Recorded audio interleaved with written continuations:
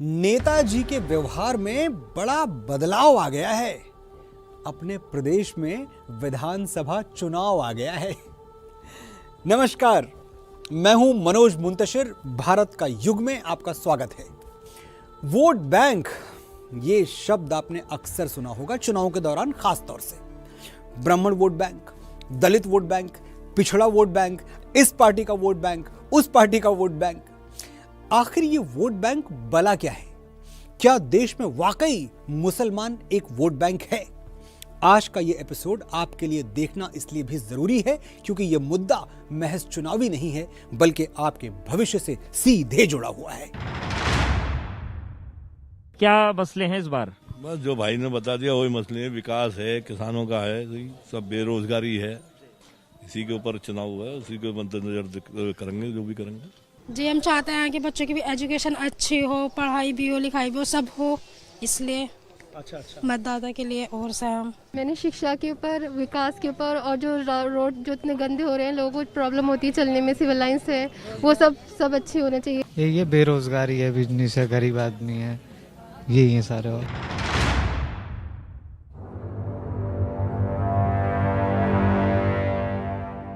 हाल ही में हुए उत्तर प्रदेश के चुनाव में शिक्षा, स्वास्थ्य और विकास जैसे बुनियादी मुद्दे ही अगर वोट देने की प्रमुख कसौटी रहे हैं, तो फिर मुसलमानों को बार बार क्यों वोट बैंक बताया जाता है? आखिर ऐसा क्यों समझा जाता है कि मुसलमान एक मत तैयार करके बड़ी तादाद में किसी भी पार्टी को एक तरफा वोट डालते हैं? ऐसा भी माना जा रहा है कि किसी मौलाना या मुस्लिम धर्म गुरु को मंच पर बिठाने या उनसे अपने पक्ष में अपील करवा लेने से मुसलमानों का वोट पक्का हो जाता है। चुनाव पार्षद का हो या फिर सांसद का, मुस्लिम वोट बैंक की राजनीति को लेकर हर बार चुनावों में आरोप प्रत्यारोप का दौर चलता है। पिछले साल हुए पश्चिम बंगाल के चुनाव में भी ये एक अहम मुद्दा रहा है। अभी हाल ही में आपने कहा कि सभी मुसलमान एक हो जाओ, वोट बंटने मत दो। दीदी, आप ये कह रही है, इसका मतलब है कि आपको यकीन हो गया है कि मुस्लिम वोट बैंक की आपकी जो ताकत आप मानती थी, वो मुस्लिम वोट बैंक भी आपके हाथ से निकल गया है।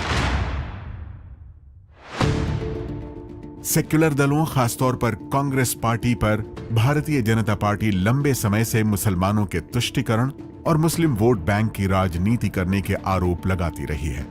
लेकिन 2019 में बीजेपी को मिली बड़ी जीत के बाद यह माना गया कि उसे सभी वर्गों के वोट मिले हैं, और इसके बाद यह तर्क भी दिया गया कि समाजवादी पार्टी और बहुजन समाज पार्टी के गठबंधन के बावजूद उत्तर प्रदेश में बीजेपी का जो वोट शेयर 2014 में 40% था, वो 2019 में बढ़कर 49% हो गया। इसलिए ऐसा माना गया कि 2019 के लोकसभा चुनाव में मुस्लिमों के वोटिंग पैटर्न में बदलाव हुआ और उन्होंने बीजेपी को वोट दिया है। चुनाव के बाद सर्वेक्षण के अनुमान भी बताते हैं कि अगर 2004 के लोकसभा चुनाव को छोड़ दें तो पिछले 2 दशकों से करीब 8% मुस्लिमों ने बीजेपी के पक्ष में मतदान किया है, जबकि 33% ने कांग्रेस और अलग अलग राज्यों में मुस्लिम वोटरों के एक बड़े हिस्से ने क्षेत्रीय दलों को वोट दिया है।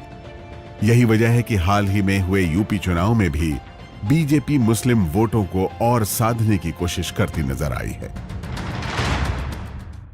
मेरी मुस्लिम बहनें चुपचाप, बिना किसी शोर शराबे के, मन बनाकर मोदी को आशीर्वाद देने के लिए घर से निकल रही है। उत्तर प्रदेश की राजनीति में कभी मुस्लिम वोट को हार जीत तय करने वाला माना जाता था, लेकिन 2014 के आम चुनाव में बीजेपी जाति के नाम पर बटे हिंदुओं को हिंदुत्व के नाम पर एकजुट करने में कामयाब रही, जिससे मुस्लिमों के वोट राजनीतिक तौर पर हाशिए पर पहुंच गए। लेकिन 2014 के चुनाव से इस बात को भी बल मिला कि मुस्लिम वोट बैंक जैसी कोई चीज नहीं है। यूपी के मुरादाबाद से सांसद एसटी हसन का कहना है कि कि मुसलमानों का वोट भी दूसरे वोट समूहों की तरह ही बटा हुआ है। मुस्लिम्स ने तो सब पार्टियों को वोट दिया है और आज भी दे रहे हैं। मुसलमानों ने पॉलिसीज देख के, जैसे बीएसपी ने सर्वजन हिताय सर्वजन सुखाय की पॉलिसी जब अपनाई थी तो मुसलमानों ने वोट दिए इनको, बीएसपी को। समाजवादी पार्टी ने को जब देखा कि वो उसने इंसाफ की बात करी है मुसलमान के साथ, तो समाजवादी पार्टी के साथ हो गए। बीजेपी की अगर उन्हें कोई अच्छी बात लगी तो थोड़े बहुत मुसलमान भ्रम में आ गए और उन्होंने बीजेपी को ही वोट दिया। तो ये कहना गलत है कि मुसलमान जो है वो वोट बैंक है, वो तो सबको देता अपना वोट।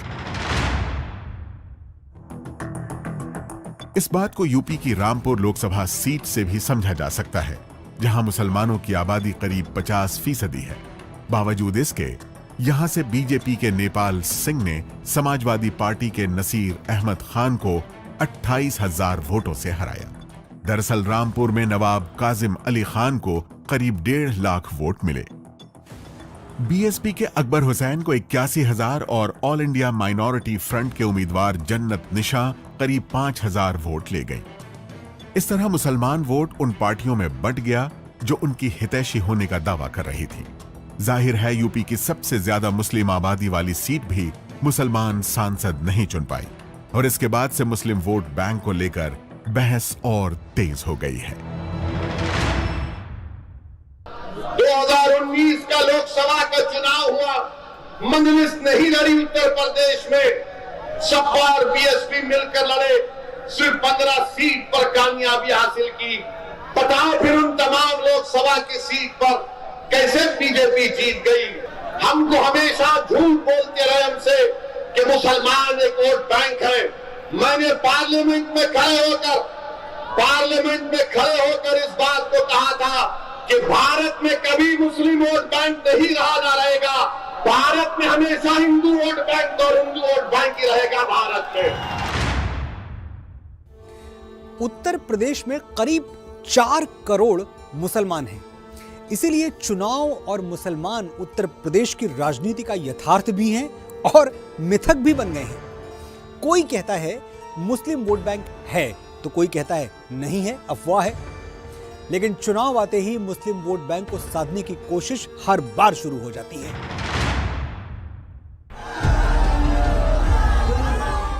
उत्तर प्रदेश की 147 विधानसभा सीटें ऐसी हैं जहां मुसलमान मतदाता हार जीत का फैसला करने की हैसियत रखते हैं। यूपी के रामपुर में करीब 49% मुसलमान वोटर हैं, वहीं मुरादाबाद में 44, बिजनौर में 38, अमरोहा में 37, सहारनपुर में 39, मेरठ में 30, कैराना में 38, बलरामपुर और बरेली में 33, संभल, पडरौना और मुजफ्फरनगर में 36, डुमरियागंज में 26, लखनऊ में 23 और बहराइच में 34% मुसलमान मतदाता हैं। इसके अलावा शाहजहांपुर, खुर्जा, बुलंदशहर, खलीलाबाद, सीतापुर, अलीगढ़, आंवला, आगरा, गोंडा, अकबरपुर, बागपत, बदायूं और लखीमपुर खीरी में मुसलमान मतदाता करीब 20% हैं। बाबरी मस्जिद के गिरने के बाद इन्हीं इलाकों में तेजी से ध्रुवीकरण भी हुआ था। मुसलमानों को ऐसा लगा कि दलितों और यादवों से गठजोड़ करके ही वो बीजेपी को रोक सकते हैं और इसीलिए चुनावों में समाजवादी पार्टी को तो कभी बहुजन समाज पार्टी में मुस्लिम वोट बंटते रहे हैं। लेकिन बावजूद इसके इन इलाकों में बीजेपी चुनाव में कामयाब होती रही है। 2022 के यूपी विधानसभा चुनाव के नतीजों से ये बात और भी साफ हो जाती है। यूपी की उन 85 विधानसभा सीटों में से बीजेपी ने 49 सीटें जीती हैं, जहां मुस्लिम आबादी 30% से ज्यादा है। खास बात यह भी है कि इन 85 मुस्लिम बाहुल्य सीटों में से 35 सीटों पर बीजेपी नंबर 2 पर रही है। 2017 के पिछले चुनाव में भी यूपी की 403 में से बीजेपी ने जो 325 सीटें जीती थीं, उनमें 85 मुस्लिम बाहुल्य वाली सीटें भी शामिल थी। दिलचस्प बात यह है कि यूपी के पिछले विधानसभा चुनाव में तो इतिहास के सबसे कम 23 मुस्लिम विधायक ही जीत सके थे। साल 1951 में उत्तर प्रदेश में हुए पहले विधानसभा चुनाव में 44 मुस्लिम विधायक चुने गए थे। 1957 में यह संख्या घटकर 37 रह गई। 1962 के विधानसभा चुनाव में 29 उम्मीदवारों ने जीत दर्ज की, जबकि 1967 में यह संख्या घटकर 24 पर आ गई थी। 1969 के चुनाव में 34, 1974 में 40, 1977 में 48, 1980 में 49 और 1985 में 50 मुस्लिम उम्मीदवार विधानसभा पहुंचे थे। खास बात यह है कि 1991 की तरह ही 2017 में भी सिर्फ 23 मुस्लिम विधायक ही चुनाव जीते हैं। इन आंकड़ों से जाहिर है कि यूपी में भी मुसलमान वोट बैंक का मिथक टूटा है, लेकिन हाल में हुए यूपी के चुनाव में भी सभी पार्टियों की नजर मुस्लिम वोटों पर लगी थी। बीजेपी को जरूर हराइए, मगर याद रखो, तुमने समाजवादी बसपा को खैरात के तौर पर वोट तो दिया, उनके घर महलात में तब्दील हो गए, उनका परिवार आसमान की ऊंचाइयों पर चला गया। क्या तुमको नजर नहीं आता कि तुम उसी झोपड़ी में हो, उसी टूटे घर में हो, उसी किराए के घर में हो? उस परिवार को तुमने क्या क्या दे दिया जो गरीबी के एतबार से 30 साल पहले बराबर थे? तुम्हारे पास क्या है? तुमने क्या हासिल किया? तुमने कुछ हासिल नहीं किया। ये चुनाव 80 बनाम 20 का होगा। 80% समर्थन एक तरफ होगा, 20% दूसरी तरफ होगा, और मुझे लगता 80% सकारात्मक ऊर्जा के साथ आगे बढ़ेंगे। 20% हमेशा विरोध किए हैं, विरोध करेंगे, लेकिन सत्ता बीजेपी की आएगी। यूपी के मौजूदा चुनाव में सांप्रदायिक ध्रुवीकरण के डर से पार्टियां खुलकर मुसलमानों का नाम तक नहीं ले रही हैं और ना ही उनसे जुड़े मुद्दों पर बात हो रही है। लेकिन हर दल की नजर मुस्लिम वोट बैंक पर गड़ी है, इसमें कोई शक नहीं है। दरअसल दूसरे वोटरों से अलग मुसलमानों की अपनी समस्याएं हैं। सुरक्षा हो या फिर आर्थिक और सामाजिक पिछड़ेपन की समस्या, मुसलमान इनसे लगातार जूझ रहे हैं। राजनीतिक हिस्सेदारी भी उनके लिए एक अहम मुद्दा है, और ऐसे में जो भी पार्टी ये हिस्सेदारी देती है या कहती है कि हम देंगे, अक्सर मुसलमान उसी राजनीतिक दल की तरफ बह जाते हैं। साल 2011 की जनगणना के मुताबिक देश में करीब 18 करोड़ यानी 14% आबादी मुस्लिम है। आबादी के अनुपात के हिसाब से संसद में 76 मुस्लिम सांसद होने चाहिए, लेकिन 2014 के चुनाव में सबसे कम 23 मुस्लिम सांसद लोकसभा पहुंचे। वहीं 17वीं लोकसभा यानी 2019 के चुनाव में 27 मुस्लिम सांसद चुने गए। ऐसे में संसद में मुस्लिमों की मौजूदगी आबादी के अनुपात में महज 4% है। देश के चुनावी इतिहास पर नजर डालें तो 1952 से लेकर 1977 तक देश में कांग्रेस थी। तब भी लोकसभा में मुस्लिम सांसद सिर्फ 2 से 7% ही थे। सबसे अधिक 49 मुस्लिम सांसद 1980 में चुने गए थे। इसके बाद से अब तक यह आंकड़ा कम ही हुआ है। दिलचस्प बात यह है कि 2014 में बहुमत के साथ जीतने वाली बीजेपी पहली ऐसी पार्टी बनी जिसके पास एक भी निर्वाचित मुस्लिम सांसद नहीं था, जबकि 2019 में पश्चिम बंगाल के विष्णुपुर से सौमित्र खान बीजेपी के इकलौते सांसद हैं। खास बात यह है कि देश भर में लोकसभा की 35 सीटें ऐसी हैं जहां मुस्लिम वोटर 30% से ज्यादा, 38 सीटों पर 21 से 30% और 145 सीटों पर 11 से 20% मुस्लिम वोटर हैं। लोकसभा की 218 सीटें ऐसी हैं जहां मुस्लिम मतदाता अपना प्रभाव रखते हैं। 30% से ज्यादा मुस्लिम वोटर वाली 4 लोकसभा सीटें असम में, 3 बिहार में, 9 पश्चिम बंगाल में, 5 जम्मू कश्मीर में, 4 सीटें केरल में, 1 तेलंगाना और लक्षद्वीप में और 8 सीटें उत्तर प्रदेश में हैं। लेकिन 2014 के चुनाव में यूपी से एक भी मुस्लिम लोकसभा में नहीं पहुंच सका। खास बात यह भी है कि 2019 के आम चुनाव में यूपी की 80 सीटों में से बीजेपी ने 62 सीटें जीती हैं, जबकि उनमें एक भी मुस्लिम को टिकट नहीं दिया था। इस चुनावी आंकड़ों को देखा जाए तो मुस्लिम वोट बैंक एक मिथक नजर आता है। यूपी और पूरे देश में बीजेपी के हिंदू उम्मीदवारों का जीतना भी इस बात को गलत साबित करता है कि मुस्लिम समुदाय के लोग सिर्फ मुस्लिम उम्मीदवारों को ही अपना वोट देते हैं। अगर ऐसा होता तो यूपी की 80 में से उन 36 लोकसभा सीटों पर बीजेपी शायद कभी नहीं जीतती, जहां मुस्लिम आबादी 20% से ज्यादा है। इन चुनावी आंकड़ों से यह भी जाहिर होता है कि एक और हिंदू वोट एकजुट होकर जहां बीजेपी की तरफ खिंच रहा है, वहीं दूसरी तरफ मुस्लिम वोट कांग्रेस और क्षेत्रीय पार्टियों के बीच भी बंटता रहा है। जिन राज्यों में कांग्रेस की सीधी लड़ाई बीजेपी से है, वहां ज्यादातर मुस्लिम वोट कांग्रेस को मिलता रहा है। लेकिन उत्तर प्रदेश, बिहार, आंध्र प्रदेश, तमिलनाडु, पश्चिम बंगाल, असम और दिल्ली जैसे राज्यों में मुस्लिम वोटर मजबूत स्थानीय पार्टियों का रुख कर रहे हैं। आजादी के बाद लंबे समय तक मुसलमान कांग्रेस के साथ रहे हैं, लेकिन पिछले कुछ दशकों में कहानी थोड़ी बदल गई है। पिछले कुछ चुनावों के वोटिंग पैटर्न पर नजर डालें तो पता चलता है कि मुसलमानों ने भी देश के बाकी वोटर्स की तरह ही वोट किया है। इंदिरा गांधी की हत्या के बाद 1984 के लोकसभा चुनाव में भी वो बाकी वोटरों की तरह राजीव गांधी के पक्ष में थे, लेकिन पिछले करीब 3 दशकों से मुसलमान पूरी तरह कांग्रेस के साथ नहीं है। कुछ चुनावों में ऐसा भी देखा गया जब मुसलमानों ने एक समुदाय की तरह वोट किया, और जब भी ऐसा हुआ मुस्लिम वोट बैंक की धारणा को बल मिल गया। पंडित दीनदयाल उपाध्याय जी ने कहा था, मुसलमानों को न पुरस्कृत करें और न ही उनको तिरस्कृत करें। मुसलमानों को न वोट की मंडी का माल और न ही कोई घृणा की वस्तु समझे, उसे अपना समझे। पिछले करीब 2 दशकों से बीजेपी ने यह बताने और जताने में कोई कसर नहीं छोड़ी कि यूपी में कई धर्मनिरपेक्ष दल मुस्लिम वोट बैंक की बुनियाद मजबूत करने में जुटे हैं। देश के चुनावी इतिहास पर नजर डालें तो पहले 2 लोकसभा चुनाव में यूपी के मुसलमान एक समुदाय के तौर पर कांग्रेस के साथ थे।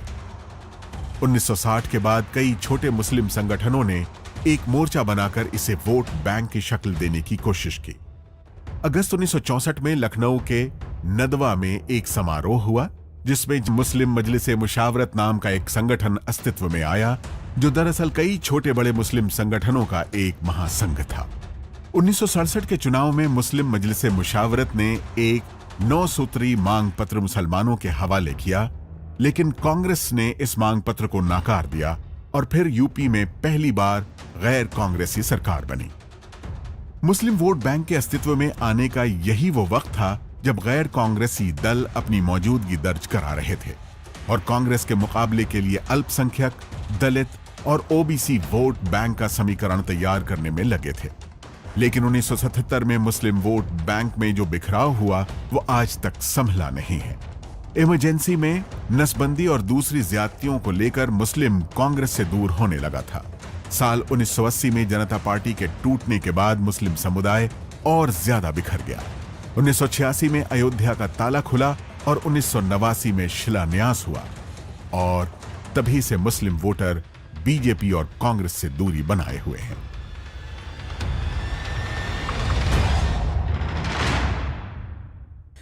2014 के लोकसभा चुनाव के नतीजे ये सोचने पर मजबूर करते हैं कि मुसलमान वोट बैंक जैसी कोई चीज है ही नहीं।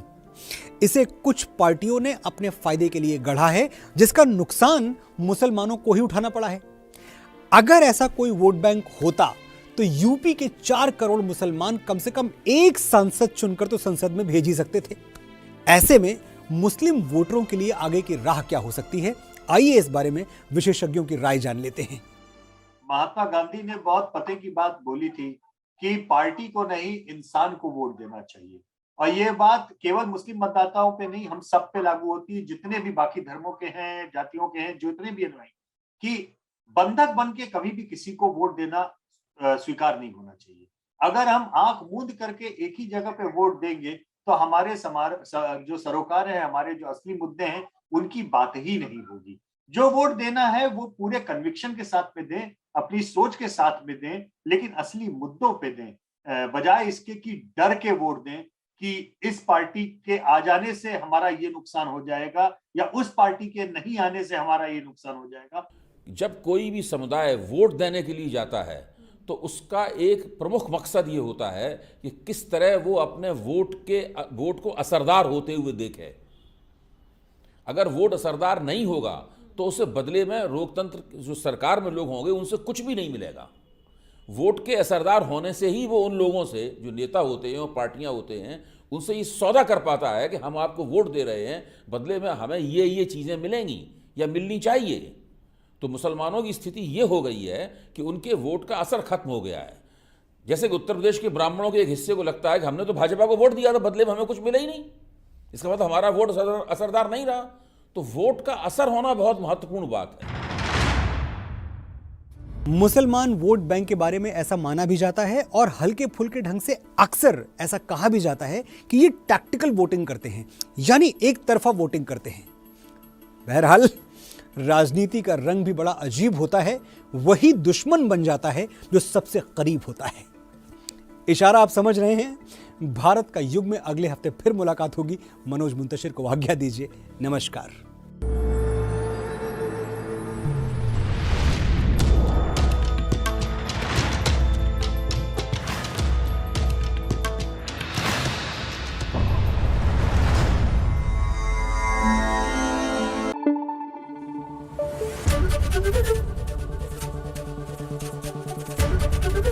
एबीपी न्यूज आपको रखे आगे।